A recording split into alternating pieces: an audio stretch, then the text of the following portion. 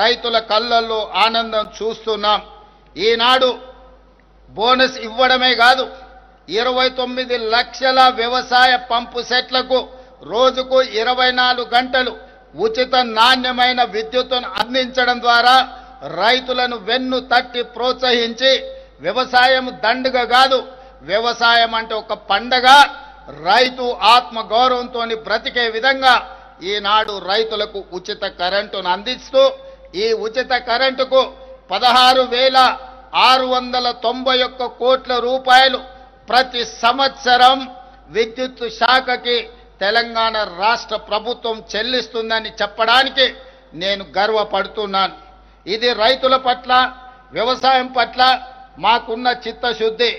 ప్రభుత్వం అండగా ఉందన్న ధైర్యంతో మన రైతులు కష్టించి దేశం ఆకలి తీర్చే అన్నపూర్ణగా తెలంగాణను నిలబెట్టారు. ధాన్యం ఉత్పత్తిలో దేశంలోనే అగ్రస్థానం. అంటే వరి ఉత్పత్తిలో ఒక సంవత్సరం 2,85,00,000 మెట్రిక్ టన్నుల వరి ధాన్యాన్ని ఉత్పత్తి చేసి దేశంలోనే మొట్టమొదటి రాష్ట్రంగా తెలంగాణ నిలబడ్డది.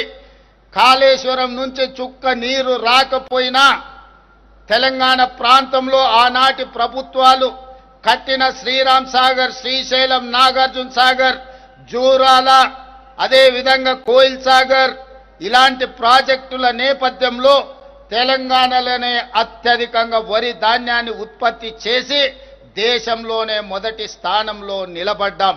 ఇంత గొప్ప విజయాన్ని తెలంగాణ రైతాంగం ఈ రోజు మన దేశానికే ఆదర్శంగా నిలబడ్డారు. తెలంగాణ రైతాంగాన్ని ఈ రోజు నేను మనస్ఫూర్తిగా అభినందిస్తున్నాను. Subscribe us and press the bell icon for more interesting updates.